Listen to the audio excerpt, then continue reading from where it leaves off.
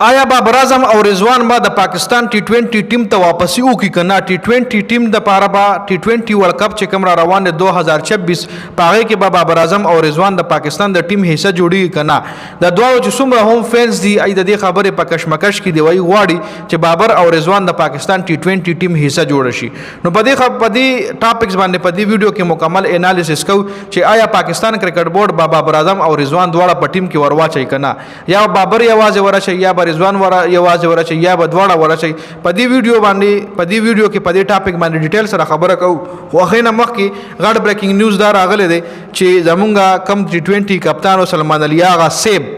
اگر پاکستان ټي 20 کپتان برقرار پاتې شو د ټي 20 کپتانی هغه نو نه غشتل شو چونکه دا خبرونه هم راتل چې شاهین افریدی د ټي 20 کپتانی ورکول پکار دي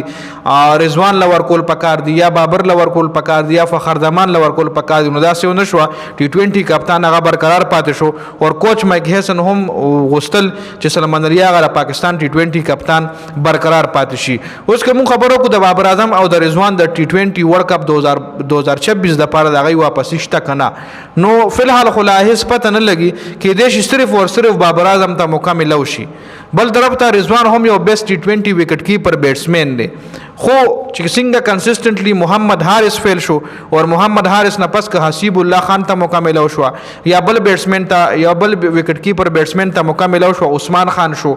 او دای فیل شو نو بیا د رضوان چانس جوړیږي خو رضوان چانس لا په ټي 20 ورلد کپ 2026 د پاره داسې روخانه نخکاری خو بل طرف ته بابر اعظم چانس چې کم دیغه هم داسې 100% نه دي چې یا خو کنفرم بابر اعظم ټي 20 ټیم ته راځي ځکه کپتان چې کم دیغه سلمان علي هغه پاتې شو ساوث افریقا خلاف اوس ټي 20 سیریز دی کچره په دې سیریز کې د پاکستان ټیم ناکام شو مسلسل ناکام شو او په بیټینګ کې ناکام شو نو کې دې شي رضوان او بابر دواړه راولي خو فلحال چې کوم اپډیټس دي نو غداري چې فلحال د دواړو پته نه لګي د دې سیریز د پاره ساوث افریقا خلاف چې کوم سیریز د ټي 20 هغه کې دې شي بابر او رضوان دواړه نوي بیا روان ټي 20 ورلد کپ 2026 ته کم بچ جنوري اینڈ کې یا فروری سٹارټ کې شروع کیږي ټي 20 ورلد کپ نو شایقین کرکټ غواړي ایکس کرکټر هم ډیر غټ تنقید په ټیم په دی وجه کولو چې کې بابر اعظم د نو سلیکټ کړي د بابر اعظم چانس شته ټي 20 ورلد کپ د پاره خو کچري هغه نه مخ کې بابر اعظم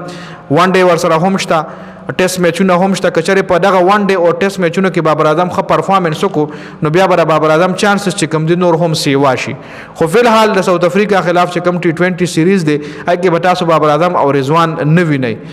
روان ټي 20 ورلد کپ ته کې د شي هغه لپاره بیا سلیکټ لشي خو فلحال دغه حواله سره هم داسې کنفرم خبرونه نشته نو دا په دې ویډیو کې اپډیټس وو کارا خبره ده تاسو څه غواړئ بابر او رضوان د پاکستان ټي 20 ټیم کې واپس غواړئ کنه کامنټ را سره ضرور وکړئ د ویډیو کتلو زیاته مننه ویډیو مخکې ملګرو سره شریک کړئ والسلام